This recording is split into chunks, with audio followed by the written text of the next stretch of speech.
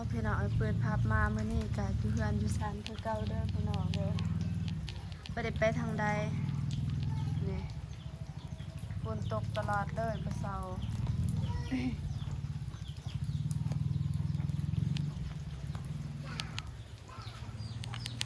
หันมาทางนี้ก็ก่อนอื่นนุชกะกราบทักทายสวัสดีแล้วก็สบายดีเด้อ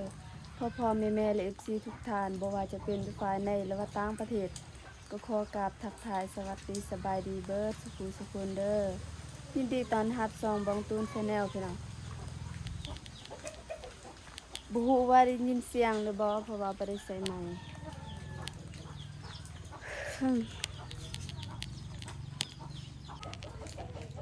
ยังอยู่เฮือนอยู่ศาลคือเก่าฝนตกแต่เช้าๆตอนนี้ก็รู้สึกหนาวแน่อยู่ผู้เดียวก็สำหรับคลิปนี้ก็คิดว่าสิไปเบิ่งทางสร้างเพิ่นแล้วก็สิเอาให้ยาให้ไอ้ยังคือไอ้มวดหรือว่าไอ้มวนน้องบ่ฮู้ชื่อประมาณนี้ก็คือยาดีกระเพาะทางอ้ายเพิ่นเป็นกระเพาะก็คือสร้างอยู่นี่ไอ้สร้างที่เฮ็ดเฮือนของพวกน้องนี่แหละเพิ่นเป็นกระเพาะเนี่ยแล้วก็เพิ่นได้ขอยานำไอ้ตูนเพิ่นว่ามีบ่ยาดีกระเพาะแบบว่ายาแบบเขาปลูกเองหั่นนะแบบยาแบบพื้นเมืองของเฮาเองไอ้ตูนเพิ่นว่าบ่ฮู้เดี๋ยวก็สิหาถาม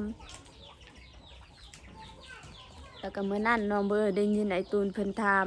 พี่น้องเพิ่นเองว่ามีบ่แต่ว่าพี่น้องเพิ่นว่าบ่มีน้องก็เลยว่าสิเฮ็ดหยังยาหันเพิ่นก็ว่าทีมงานสร้างมีอยู่ผู้หนึ่งเพิ่นเป็นกระเพาะเพิ่นขอยาน้ำเฮาน้องก็เลยตอบว่าของแม่หันคือสิมีอยู่เดียวน้องสิถามของแม่เอ้านี่เมื่อวานนี้น้องได้ถามแม่แล้วก็อ้ายวันซีได้มาให้เมื่อวานนี้อ้ายวันซีได้มาบ้านก็คือเสาร์อาทิตย์ได้มา2 มื้อได้มาพักอยู่บ้านคือเมื่อสวยเวียกพ่อแม่นั่นแหละแต่ว่าเมื่อวานนี้ไอ้วันซีเพิ่นไปสวนไปทางหญ้าสวนนั่นแหละสิซีดก็มันบ่ทันเพราะว่าเฮาบ่มีเงินสิซื้อยาก็เลยทางเอ้าตั้งแต่ที่น้องกับไอ้ตูนแล้วก็น้องๆของไอ้ตูนเพิ่นไปซีดในช่วงนั้นแต่นั้นมาหญ้ามันก็ขึ้นอีกแล้วก็หกขึ้นตืมแต่ว่าบ่ได้ซีดซ้ำมีแต่ทางเอาอ้ายบัญชีเพิ่นมาสวนเมื่อวานนี่เพิ่นได้ถือยานั้นมานำเนาะ พอดีน้องได้โทรหาแม่บอกว่าถ้ามีก็เอามาให้ลูกเด้อเพราะว่าช่วงนี้การขับขี่อีหยังน้องก็บ่กะขับขี่ผู้เดียวแล้วก็คือบ่ว่าแต่ผู้เดียวถ้าสมมุติน้องขับแล้วก็มีผู้ขี่อยู่หลังน้องก็บ่กะขับรถปานใดแล้วพี่น้องส่องมาท้องก็ใหญ่ขึ้นแล้วก็อีกเส้นทางมันจักลื่นแน่เพราะว่าช่วงนี้ฝนตกตลอดเลยลูกมาเฮ็ดหยังจี้เฮ็ดหยัง ก็ประมาณนี้ทุ่งยาหันเม็ดอยู่พุ่นแล้วแต่ว่ามื้อนี้แม่นแต่เช้าน้องยังบ่ทันได้ไปเบิ่งทางสร้างเพิ่นว่ามีไผแน่ที่มาเฮ็ดเฮือนในมื้อนี้เมื่อวานนี้มีอยู่อ้ายของไอ้ตูนเพิ่นมาเฮ็ด2 คนแต่ว่ามื้อนี้บ่ฮู้ว่ามีใครแน่มีแต่ว่าสิไปถ่ายเอาเมื่อวานนี้น้องก็บ่ได้ไปเบิ่งตอนเช้านี่ไปเบิ่งอยู่แต่ว่าตอนแรงๆน้องบ่ได้ไปเพราะว่าขาเฮ็ดกินเฮ็ดยากอยู่เฮือนพอดีค่ำน้องก็บ่อยากออกเลยเฮือนนะเว้ยไปก็สิชวนน้องลิตาเพิ่นไปนำไปผู้เดียวบ่ม่วนแน่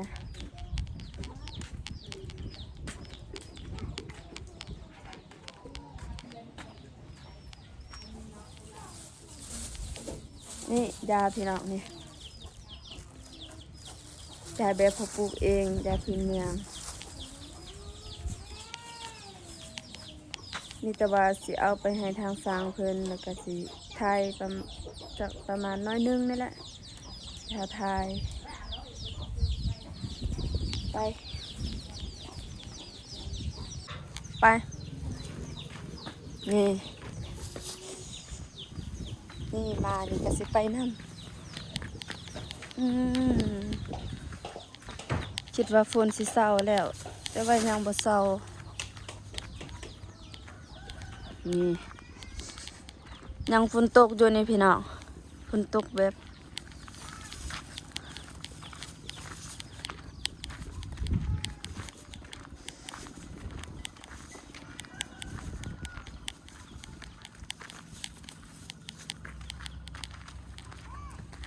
ก็เดี๋ยวสิเสร็จกล่องก่อนน้องบ่ฮู้ว่าซื้อสร้างนี่ฮู้แต่ว่าบ่ฮู้ว่าผู้นี้เพิ่นนั่น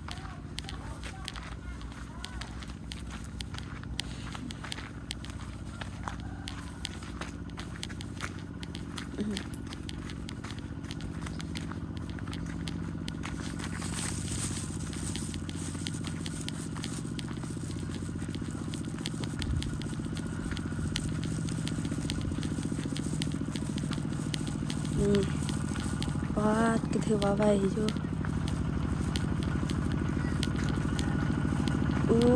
มื้อนี้คือสิแล้ว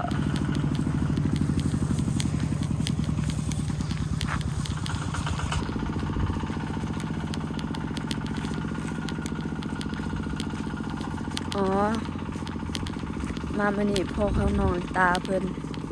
นไปกอ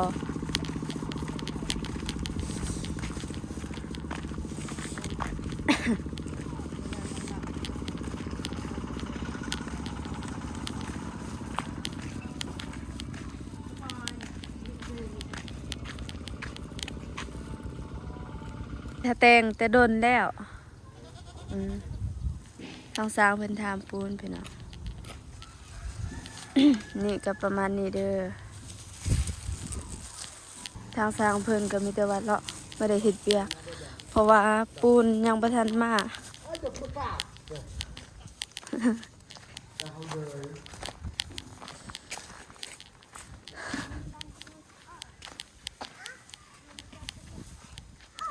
นี่อันนี้ก็คือซีเมนต์เฮ็ดในมื้อนี้แหละเนี่ย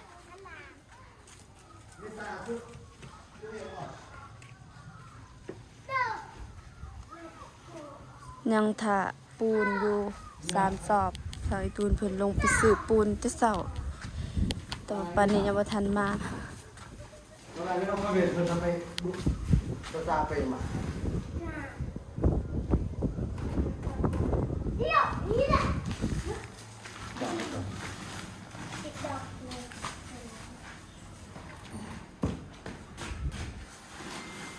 จั่วตูนnó một prang ser đã mày srot pun ลูกโป่งมันจะสุดไหลมันแดงเปลือกมันอยู่กลางกับกูกลางมันเป็นแดงจะเจอไม่ได้หรอกนี่เลยแล้วเป็นยาเนี่ยเดิม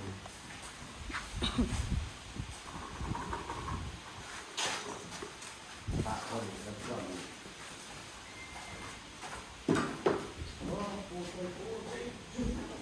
เสะออกทางสร้างเพิ่นว่าจะก่อแล้วแต่ว่าปูนยังไม่ทันฮอด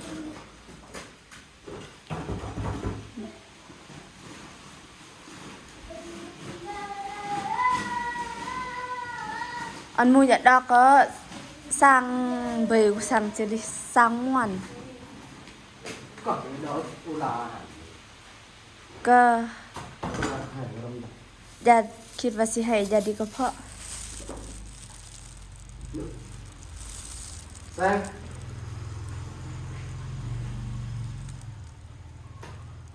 โดนหลังกับหนวดเห็นเพิ่นไปพุ่นแล้วม่วนได้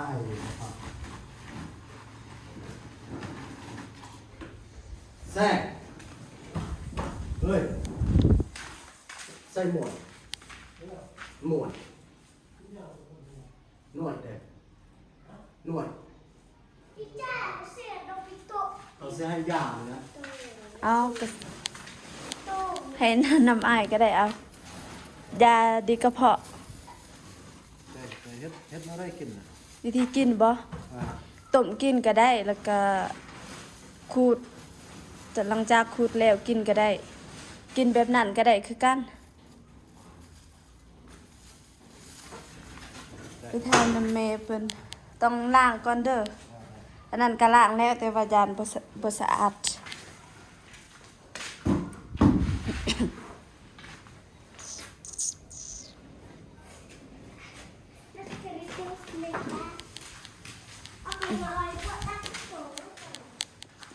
ห้องนี้อันนี้ก็คือห้องนอนของน้องกับไอ้ตูนใกล้สิแล้วพี่น้องเอ้ยถ้ามีงบอีหยังก็อีกบ่โดนก็แล้วอันนี้มีแต่ว่ายังสิเทพื้นเอาหลังจากเทตามที่น้องคิดก็คือมีแต่ว่าเทพื้นแล้วหลังจากเทพื้นแล้วก็ตีเพดานแล้วก็ใส่ประตูปองเยี่ยมแล้วก็ใส่อันนั้นอีหยังคืออันนั้นน้องผู้แล้วก็ทาสีอีหยังประดับต่างๆคั่นแหละมีแต่ว่าสำนั้นก็คือสิแล้วแหละนี่น้องก็บ่ได้อนามัยซ้ำโอ้เดี๋ยวน้องสิหาเลาะเก็บ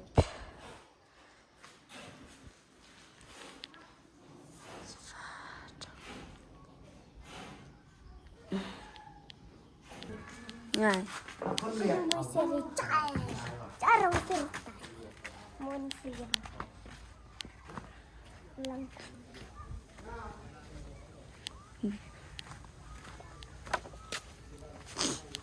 มีแต่ยังอยู่เบื้องนี้พี่น้องที่แบบยังบ่ทันได้โบกอันนี้ก็ทางสร้างเพิ่นอยากโบกแล้วแต่ว่าปูนยังบ่ทันได้มาเพิ่นกำหนดปูนไว้ประมาณ3 สอบแต่ทางไอ้ตูนเพิ่นไปซื้อนี่จากโบกนี่แล้วก็เอาน้องลิต้าจับกล่องอันนี้เสียหาเก็บขี้เหงื่อจับเป็นบ่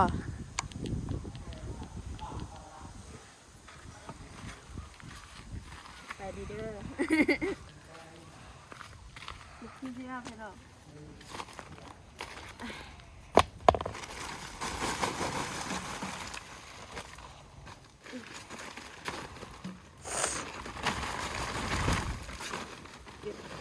แต่ว่า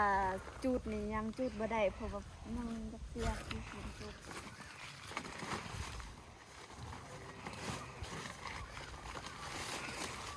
คิดว่าสิจูดเอา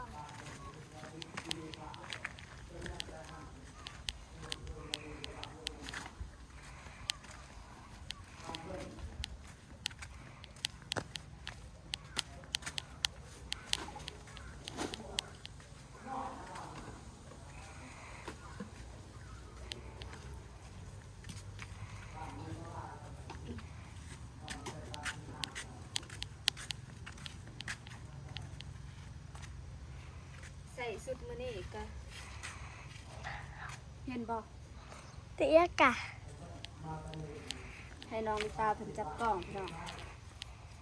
เราพูดได้ยินเสียงเลยบ่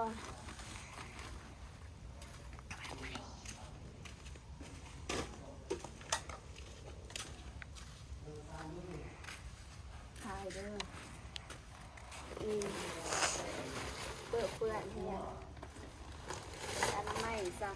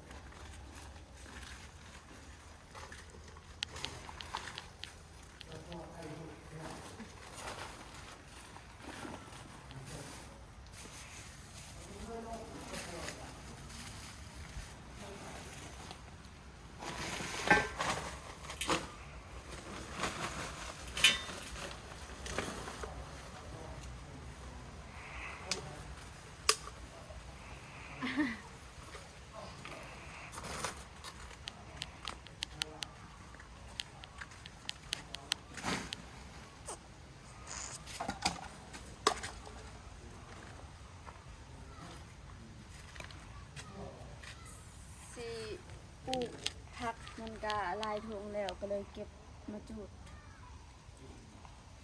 นะ ก็สปัดเนอร์ บ่ทายดอกนี่เต็มสะอาดแล้วอีปัดเล็กตะปูน้องเกือบเหยียบนี่พี่น้องโอ้ยแหงใส่เกือบในนี่เอานี่ก็ขี้เหงื่อคือกันน้องเก็บมื้อนั้นแต่ว่ายังบ่ทันได้ไปจุด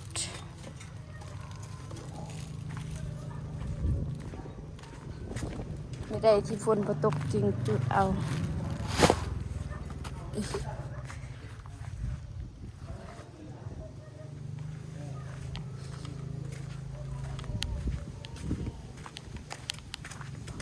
โอกาสถ่ายน้องตาปันไดเด้อพี่น้องแล้วก็เห็นมี FC คอมเมนต์ว่าถ่ายน้องลิตาให้ดูหน่อยว่าเดินแล้วไปได้เห็นแต่ว่าน้องบ่กล้าถ่ายแล้ว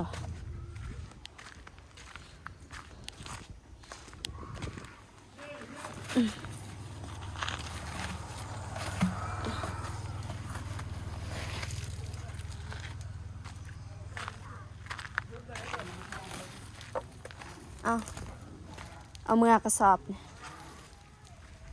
เสียดาย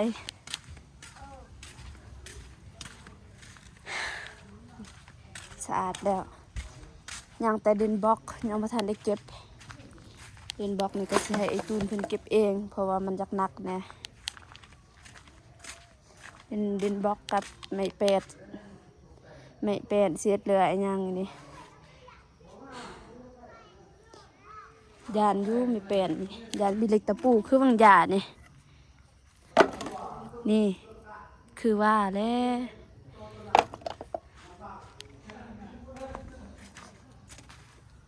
ไม้เป็ดมีบ่หนักพี่น้องแต่ว่าดินบล็อกนี่จักหนักนะ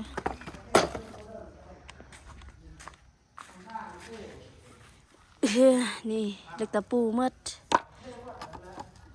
ชิบปะอยู่นี่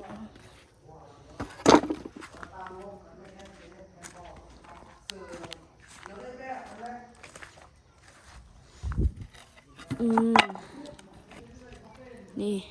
เหล็กตะปูคันเฮาบ่อนามัยเด็กน้อยมาลิ้นหรือว่าก็คือลูกของอายของไอ้ตูนมาลิ้นยานถึกเจียบ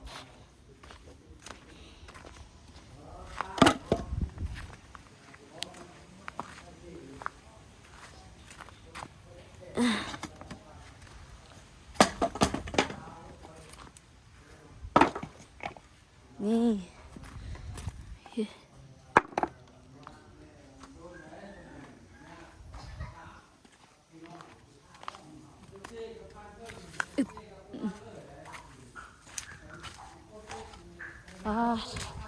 พากันครูของน้องก็ได้บอกอยู่ทางสร้างเพิ่นให้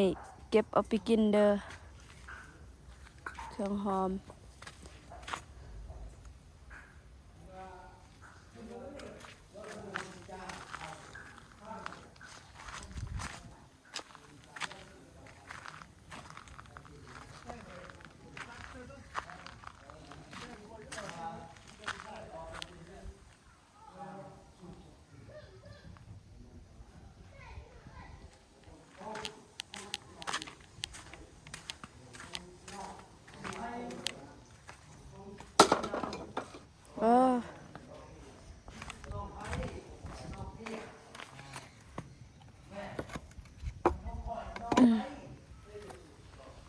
เรียบร้อยพี่น้องทางนี้เรียบร้อยนี่ไม่ได้เบื้องผุนยังฝนตกเลยอีก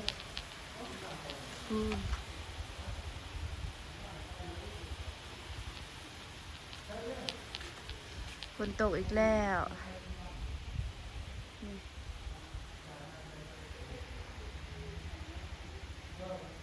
ทางลมพัดอีก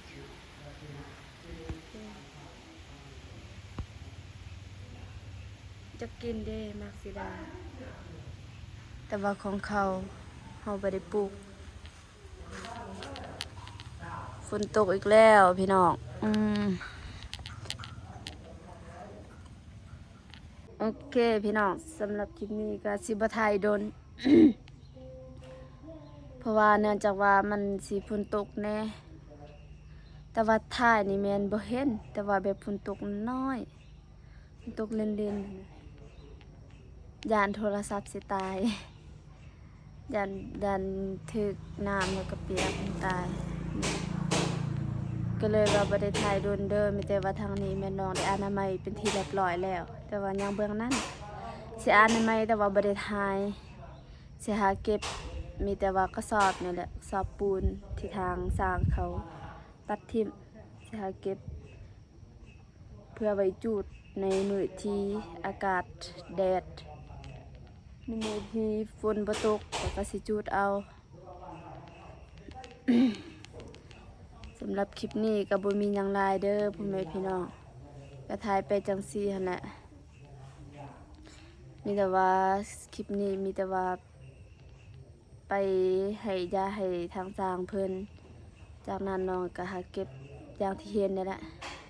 มีแต่ว่าสำหรับคลิปนี้น้องก็สิได้จบคลิปนี้เพียงเท่านี้มาพอกันคลิปหน้าเด้อคลิปนี้น้องขอกล่าวคำว่าสบายดีเด้อพอกันคลิปหน้าบาย